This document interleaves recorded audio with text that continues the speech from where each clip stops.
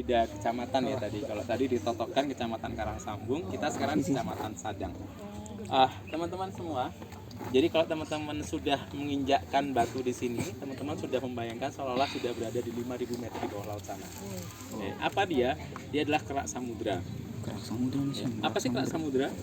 Jadi tadi ada pertanyaan, apa beda geologi sama geomorfologi? Jadi secara general, ilmu luasnya itu adalah ilmu geologi. Jadi geo, ilmu, logos, geo bumi, logos ilmu. Jadi ilmu tentang bumi itu geologi. Lalu lebih spesifik lagi di dalamnya ada geomorfologi. Geologi dan geomorfologi beririsan. Kalau kita bicara generalnya berarti kita bicara geologi, ilmu kebumiannya. Lalu tentang buminya, lalu geomorfologi tadi teman-teman sudah kita lihat, ternyata ada kenampakan morfologi yang berbeda. Mengapa dia bisa menghasilkan morfologi yang berbeda? Perbedaan litologi, ya nggak sih? Teman-teman main ke pantai, morfologinya sama kayak gini nggak? Enggak. Beda, berarti litologinya berbeda.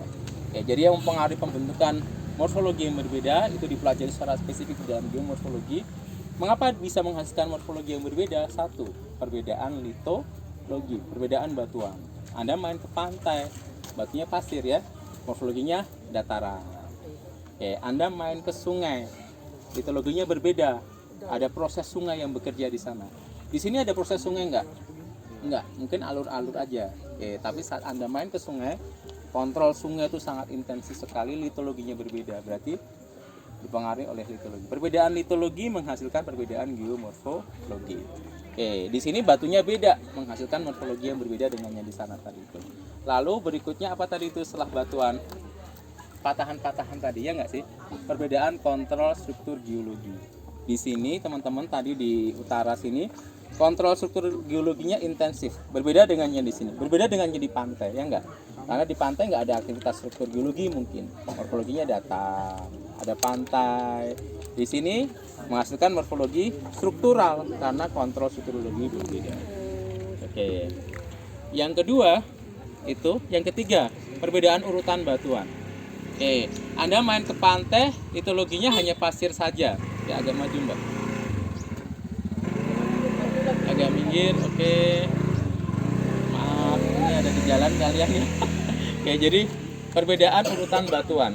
Kalau Anda main ke pantai, litologinya hanya homogen, pasir gitu ya nggak sih? Sama. Kalau di sini tadi teman-teman ada heterogen, ada batu pasir, breksi dan seterusnya. Ada urutan yang berbeda. Kita kenal dengan istilah stratigrafi. Urutan litologinya berbeda. Yang keempat, apa yang mempengaruhi morfologi? Iklim.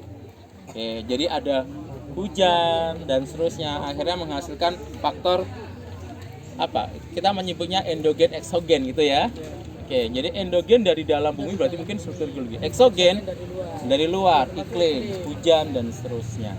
Lalu ada yang bertanya tadi Pak, bagaimana dengan morfologi ini dalam 5 tahunan kayak gitu ya? Sebenarnya tidak terlalu signifikan saat kemudian kita bicara tahunan perubahannya. Kita bicara jutaan tahun. Mungkin akan berubah jutaan tahun yang akan datang.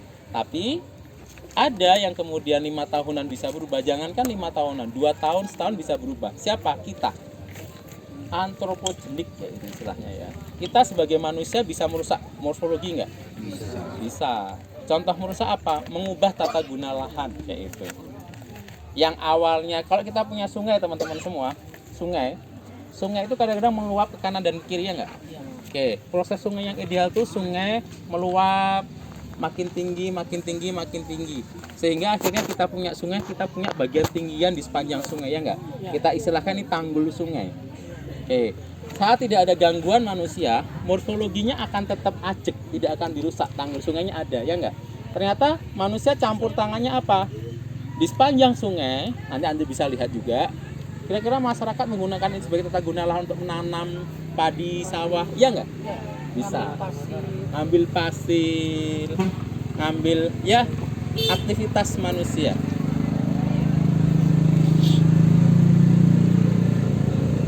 Nah, aktivitas manusia bisa merusak, bisa merubah, mungkin tidak merusak, merubah morfologi. Kita bilang siapa dia, peran siapa? Antropogenik. Jadi proses-proses manusia ini kita istilahkan dengan kontrol antropogenik. aktivitas manusia masa kini bisa menghasilkan perubahan morfologi, terutama yang kemudian sangat berhubungan dengan ekonomi masyarakat, kayak gitu ya. Sawah terutama lah kayak gitu. Sungai idealnya ada tanggul sungai. Saat kemudian mereka butuh bercocok tanam dan sebagainya, mereka akan sangat intensif melakukan perubahan tata guna lahan. Oke, jadi tadi ada pertanyaan itu ya, apakah bisa berubah 5 tahunan? Bisa. Bukan 5 tahunan, enggak yang spesifik 5 tahunannya. Yang paling tidak bisa ada perubahan tahunan, bisa berubah. Terutama apa yang berhubungan dengan kebutuhan sosial masyarakat, kebutuhan pangan terutama, yaitu. Jadi contohnya morfologi di sekitar sungai, yaitu perubahan tata guna lahan, penggunaan sawah dan seterusnya, yaitu. Iya, lebih ke kontrol manusia. Nah, disebutnya dengan istilah pengaruh antroposi. Jadi pengaruh manusia. Yang paling kelihatan adalah sepanjang sungai misalnya. Gitu. Jadi di sepanjang sungai, harusnya nanti saya bahas di sungai, tapi saya bahas di sini sedikit. Nah, kita punya sungai, akhirnya ada morfologi aluvial kayak gitu. Nah, idealnya dia ada tanggul sungai sepanjangnya. Tanggul sungai ini membatasi antara apa? Antara aktivitas sungai dengan aktivitas di belakang sungai. Nah, sungai meluap, akhirnya jadi tanggul. Nah, yang terjadi sekarang tanggul itu rata-rata nggak ada di sini. Rata-rata nggak ada, diambil pasirnya, diambil apapun itu, lalu tanggul ini dipapras, dihilangkan, menjadi lahan pertanian yang semakin kesini, semakin lebar lahan pertanian. Jadi sudah merubah morfologi yang ideal. Banjir nggak ini? Bisa banjir nggak? Bisa banjir. Dan mereka siap dengan konsekuensi itu. Mereka tahu bercocok tanam di sekitar dataran banjir. Kita punya sungai, di kanan, di kiri ada tanggul, di belakangnya dataran banjir. Harusnya tanggul ini melindungi mereka dari banjir, ya nggak? Saat kemudian tanggul ini kemudian diambil pasirnya, dirubah, banjir itu seolah-olah sudah menjadi sesuatu yang biasa. Akhirnya banjir akan terjadi meluap sampai ke arah dataran banjir di sebelah kanan sungai, dataran banjir di sebelah kiri sungai. Yang kemudian konsekuensi mereka siap itu digunakan untuk tanam oleh mereka. Mereka siap dengan konsekuensi itu. Karena mereka butuh makan. Lahan subur itu kalau kita lihat di sini, kenapa? Ya di sepanjang sungai. Kenapa? Kalau banjir kayak gini, kira-kira banjir ini membawa fraksi kasar, fraksi halus sih? Membawa lempung nggak? Bawa lempung. Nah, lempung ini akan meluap dibawa ke arah kanan dan kiri sungai. Nah, kita bilang dataran banjir tadi itu. Nah, ini menjadi lahan subur. Jadi akhirnya apa? Banyak orang bercocok tanam di sepanjang sungai. Kayak gitu. Nah, teman-teman melihat di sini sebelah kanan kita sungai, itu banyak orang bercocok tanam di sepanjang batas sungai, di dataran banjir sungai. Idealnya nggak ideal. Kayak gitu. Karena sungai itu masih bisa mempengaruhi itu. Nah, idealnya dia yang jauh dari sungai, akhirnya menjadi dataran aluvial. Nah, ini dataran banjir sebenarnya masih masuk dalam morfologi sungai, kayak gitu loh. Jadi kita punya sungai, ada tanggul sungai, dataran banjir itu masih dipengaruhi oleh banjir. Berarti secara general ini masih dataran dipengaruhi oleh aktivitas sungai. Yang tidak dipengaruhi aktivitas sungai sangat cocok dipakai bercocok tanam. Ada kan yang jauh dari sungai? Ada. Mungkin jauh dari sungai di sana, Purworejo misalnya. Apa ya? Oke, jadi dataran yang tidak dipengaruhi oleh proses sungai, maka kita bilang dia dataran aluvial. Berarti bukan dataran.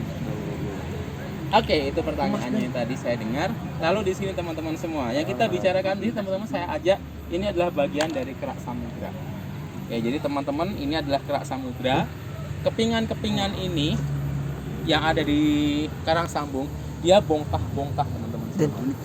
Oke, ini kerak samudra. Kerak samudra ini kalau saya ambil kayak gitu ya, dia nggak cuma satu, tapi banyak lapisan. Berapa lapis? Ratusan gitu ya. Oke, jadi lapisannya itu nggak cuma satu, mulai dari bawah, tengah ke atas kayak itu. Nah, teman-teman sekarang yang ada di belakang kita ini adalah serpentinit, batuan metamorf. Dia adalah kerak samudra bagian bawah. Oke, bagian atas kok nggak ada, Pak? Oke, bagian ke atasnya nggak ada. Bagian ke atasnya kemana? ketarik ke lokasi yang lain. Habis ini kita lihat ke kerak samudra bagian atas. Tapi dalam lokasi ini kita dapat bongkah besar seperti ini. Tidak section yang lengkap kerak samudra. Atas, tengah, bawah nggak lengkap di sini. Tapi bagian atas ketarik oleh aktivitas tektonik tadi, patahan-patahan mencabik-cabik kerak samudra yang lapisannya banyak. Bagian atas ketarik ke lokasi lain. Habis ini kita akan menjumpai kerak samudra bagian atas. Ini adalah kerak samudra bagian bawah. Kayak gitu. Oke, jadi teman-teman kalau misalnya nanti kita foto berdiri di sana, teman-teman bayangkan berada di 5.000 meter di bawah laut sana. Kapan?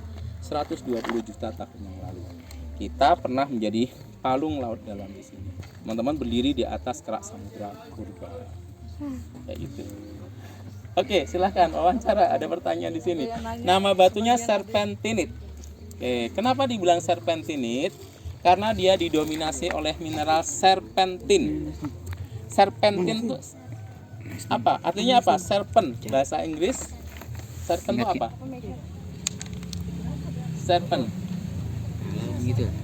Dilihat di dalam mikroskop, dia bentuknya menyerupai titik-titik. Akhirnya dibilang, oh ini mineral serpentin dari kata serpent. Nah, karena serpentinnya up di atas 75%, maka batuan ini diberi nama serpentinit. Oke, serpent apa serpent? Ular. Iya, ular. Ular. Jadi di bawah mikroskop mineral serpentin itu meliuk-liuk kayak ular kayak gini. Karena dia meliuk-liuk seperti ini, itu diberi nama mineral serpentin. Karena up di atas 75% mineral serpentinnya, maka batuan ini diberi nama serpentinit. Masuk ke dalam batuan kita. Oke, itu apa yang mau teman-teman tanyakan.